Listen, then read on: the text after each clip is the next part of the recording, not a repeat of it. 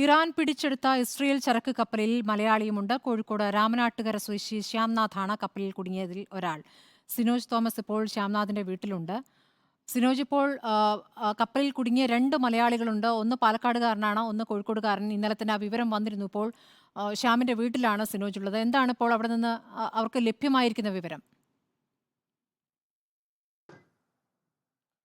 സ്മൃതി, ശ്യാംനാഥ് ഈ ഷിപ്പിലെ സെക്കൻഡ് എഞ്ചിനീയറാണ്. രണ്ടല്ല മൂന്ന് മലയാളികളുണ്ടെന്നാണ് ശ്യാംനാഥിന്റെ കുടുംബം പറയുന്നത്. അദ്ദേഹത്തിന്റെ പിതാവും മാതാവും ഒപ്പം നമ്മോടൊപ്പം ഉണ്ട്. എപ്പോഴാണ് നമ്മൾ ഈ വിവരങ്ങൾ അറിയുന്നത്?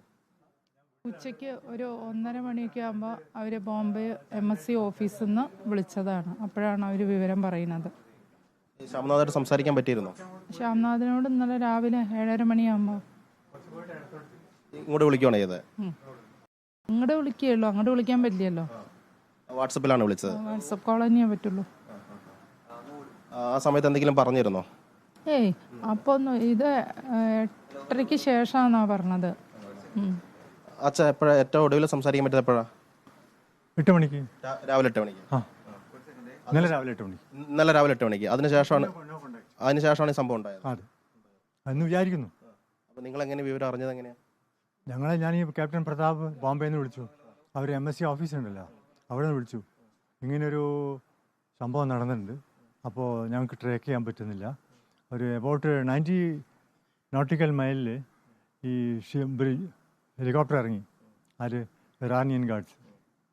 ആ ഗാർഡ്സ് ഇറങ്ങിയിട്ട് ഇവരെ സീസ് ചെയ്തു. അപ്പോൾ പിന്നെ നോർമലി ഫോണും കാര്യം വീരൊക്കെ അവരുടെ കയ്യിലാവുമല്ലോ. പിന്നെ കോളൊന്നുമില്ല. അതായത് മുംബൈയിലുള്ള MSc ഷിപ്പിംഗ് കമ്പനിയിൽ നിന്നാണ് നമുക്ക് വിവരം കിട്ടുന്നത് അല്ലേ? അതിനുശേഷം കമ്പനിയായിട്ട് ബന്ധപ്പെട്ടു, പക്ഷേ അവർ എടുക്കുന്നില്ല. ഇന്നലെ ലീവ്, അവർക്ക് ശനിയാഴ്ച ലീവാണ്. ഇതിപ്പോൾ ഒരു മേജർ ഇൻഫർമേഷൻ ആവുകൊണ്ട് നമുക്ക് തോന്നുന്നു മാത്രം. ഇന്നിപ്പോൾ ലീവ് തന്നെയാണല്ലോ.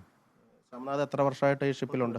10 കൊല്ലമായിട്ട് ഇതേ ഷിപ്പ്. ഇത് ഈ ഷിപ്പല്ല, ഷിപ്പ് മാറും. അവർക്ക് ജോലി ചെയ്യാൻ തുടങ്ങിയിട്ട് 10 വർഷം. 10 കൊല്ലം. MSc കമ്പനിയിൽ 10 വർഷമായിട്ട് ജോലി ചെയ്യുന്നു. ഓക്കെ.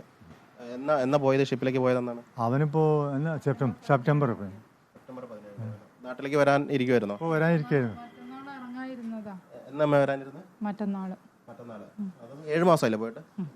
7 5 മാസം കൊണ്ട് അവന് വരാം, പക്ഷെ റിലീവർ വരാത്തോണ്ട് വൈകിയതാണ്. എവിടെ ഇറങ്ങിയിട്ട് വരുമെന്നാ പറഞ്ഞത്? ബോംബെ ദുബായിൽ നിന്ന് ബോംബെക്ക് വന്നുകൊണ്ടിരിക്കുകയാണ്. മറ്റന്നാൾ ഉച്ചയാകുമ്പോഴേക്കും ഇറങ്ങും. 16-ാം തീയതി ഉച്ചയാകുമ്പോഴേക്കും ഇറങ്ങും എന്നാണ് ഇന്നലെ പറഞ്ഞത്.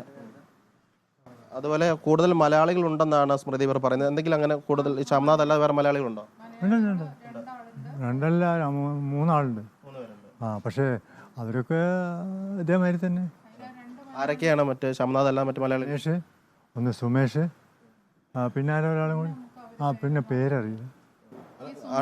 ടോട്ടൽ 4 പേരുണ്ടോ? അങ്ങനെ 4 പേരുണ്ടെന്നാണ് പറയുന്നത്. ഇന്ത്യക്കാർ 17-18 ആളുണ്ട്. അല്ല, ഞാൻ മലയാളികളാണ് ചോദിച്ചത്. മലയാളി 4 ആളുണ്ടെന്നാണ് പറയുന്നത്, ഇൻക്ലൂഡിങ് സുമേഷും ധനേഷൊക്കെ എവിടെയാ? സുമേഷ് പാലക്കാട്, ധനേഷ് വയനാട്. ഇപ്പം വേറെ സർക്കാർ തലത്തിൽ എന്തെങ്കിലും ഫോൺ കോളുകൾ വന്നിരുന്നു? നമുക്ക് സർക്കാർ തലത്തിൽ ഒന്നും വന്നിട്ടില്ല. ഇന്ത്യൻ സർക്കാരൊക്കെ ഇടപെടുന്നുണ്ട് ഈ വിഷയത്തിൽ? ഇടപെട്ട് റിലീസാവും എന്നുള്ളതാണ് നമുക്ക് പൂർണ്ണ ബോധം. റിലീസാക്കണം എന്നുള്ളതാണ്. സാറ് എക്സ് മിലിറ്ററി ആണോ? ഒപ്പം തന്നെ ഷിപ്പിംഗ് മന്ത്രാലയത്തിൽ ജോലി ചെയ്തൊരു വ്യക്തി കൂടിയാണല്ലേ? Shipping and transport. കുറച്ച് കൂടുതൽ ധാരണയുണ്ടോ? അറിയാം. എനിക്ക് വലിയൊരു പ്രതീക്ഷയുണ്ട്. കാരണം നമ്മളെ ഗവൺമെന്റിനോട് സംഗതി കഴിച്ചിലാവുന്നു. ടെൻഷനൊന്നുമില്ല. ടെൻഷൻ കൂടുതൽ അവർക്കാണല്ലോ. കാരണം ഒരാളെയും കൊല്ലാനുള്ള പെർമിഷൻ ഇല്ലല്ലോ. പൈറേറ്റ്സ് ആണെങ്കിൽ കുഴപ്പമില്ല. ഇവര് ചരക്കപ്പിലെ ജീവനക്കാരൻ അത് മറിച്ചനെയാണ്. ഇവരൊക്കെ റിലീസാവും. പിന്നെ ഇതിപ്പോൾ ഒരു കൺട്രി തമ്മിലാണ്. ഇസ്രായേലും ഇറാനും അല്ലേ? അവർ രണ്ടാളും ബദ്ധവരികളാണല്ലോ. ഒന്ന് അവർ തമ്മിലാണല്ലോ. പക്ഷേ പൂർണ്ണമായിട്ട് ഇസ്രായേലിന്റെ ഷിപ്പാണോ അത്? അല്ല, ഇസ്രായേലിൽ പാർട്ട്ണർഷിപ്പ് ഉണ്ട്. പിന്നെ ബ്രിട്ടീഷ് കമ്പനിയാണ്, അതൊരു മില്യനെയറാണ്. അപ്പോൾ ഇയാൾ പാർട്ട്ണർഷിപ്പ് ആയത് കൊണ്ട് ഇസ്രായേലുകാരൻ, അതാണ് മറ്റവർക്ക് ഇറാനുകാർക്ക് വലിയ പ്രശ്നം. ഈ വാർത്ത കണ്ടുള്ള വിവരങ്ങൾ നമുക്കുള്ളൂ, അത്രേ ഉള്ളൂ. അല്ലാതെ നമുക്കൊന്നും അറിയില്ല. ഇന്ത്യൻ സർക്കാരും അമേരിക്കയ്ക്ക് ഉൾപ്പെടെ ഈ വിഷയത്തിൽ ഇടപെട്ടിട്ടുണ്ട്. അമേരിക്ക ഇപ്പോൾ അടിച്ചതല്ലേ പറയുന്നത് അല്ലേ? ഇറാനും തിരിച്ച് ഇസ്രായേൽ ഡ്രോൺ ആക്രമണമൊക്കെ നടത്തിയിട്ടുണ്ട്. സുരക്ഷിതമായി എത്തുമെന്നുള്ള പൂർണ്ണ ബോധമുണ്ട്.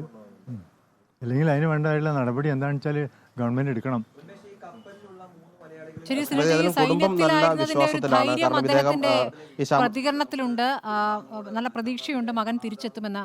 അപ്പോൾ ചർച്ചകൾ പുരോഗമിക്കുന്നുണ്ടോ എന്നുള്ള കാര്യത്തിലും വ്യക്തതയില്ല. പക്ഷേ കേന്ദ്ര സർക്കാരിന്റെ ഭാഗത്തുനിന്ന് നടപടികൾ തുടങ്ങി എന്നുള്ള വിവരം കുടുംബം അറിയുന്നു.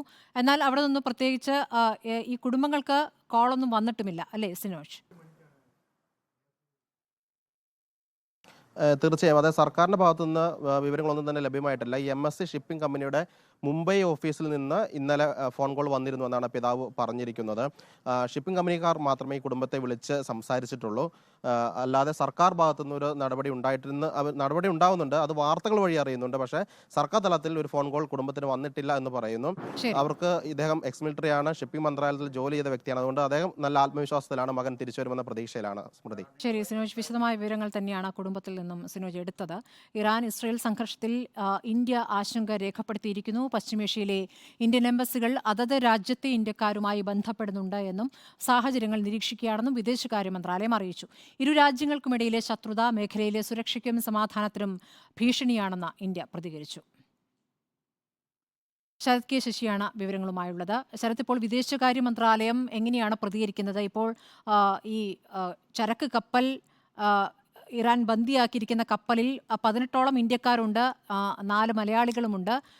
അവരുടെ മോചനവുമായി ബന്ധപ്പെട്ട് എന്തെങ്കിലും നടപടികൾ, അതുമായി ബന്ധപ്പെട്ട പ്രതികരണങ്ങൾ വിദേശകാര്യ മന്ത്രാലയത്തിന്റെ ഭാഗത്തുനിന്നുണ്ടോ?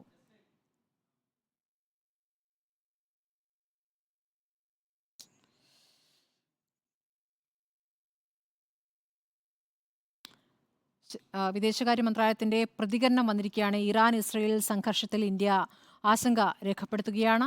പശ്ചിമേഷ്യയിലെ ഇന്ത്യൻ എംബസികൾ അതത് രാജ്യത്തെ ഇന്ത്യക്കാരുമായി ബന്ധപ്പെടുന്നുണ്ട് എന്നും സാഹചര്യങ്ങൾ നിരീക്ഷിച്ചു വരികയാണെന്നും വിദേശകാര്യ മന്ത്രാലയം അറിയിച്ചിരിക്കുകയാണ്.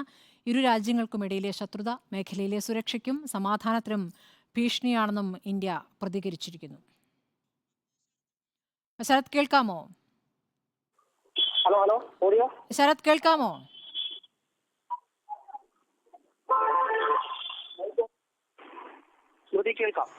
ശരത്, ഇപ്പോൾ ഈ കപ്പലിൽ, ഇറാൻ ബന്ദിയാക്കിയിരിക്കുന്ന കപ്പലിൽ 18 ഇന്ത്യക്കാരുണ്ട്, 5 മലയാളികളടക്കം. ഇവരുടെ മോചനവുമായി ബന്ധപ്പെട്ട് എന്തെങ്കിലും നീക്കങ്ങൾ ഇന്ത്യ നടത്തുന്നുണ്ടോ? ഇപ്പോൾ ഈ വിഷയത്തിലുള്ള ആശങ്ക രേഖപ്പെടുത്തുകയാണ് വിദേശകാര്യ മന്ത്രാലയം.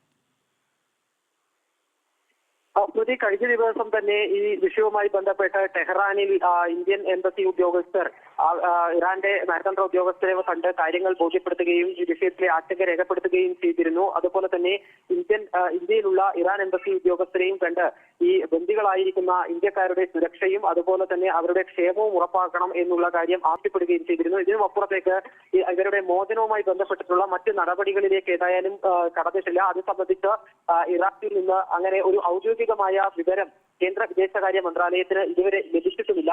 ഏതായാലും ഈ പശ്ചിമേഷ്യ സംഘർഷഭരിതമാകുന്നതിലെ ആശങ്ക കേന്ദ്ര വിദേശകാര്യ മന്ത്രാലയം രേഖപ്പെടുത്തി കഴിഞ്ഞിട്ടുണ്ട്.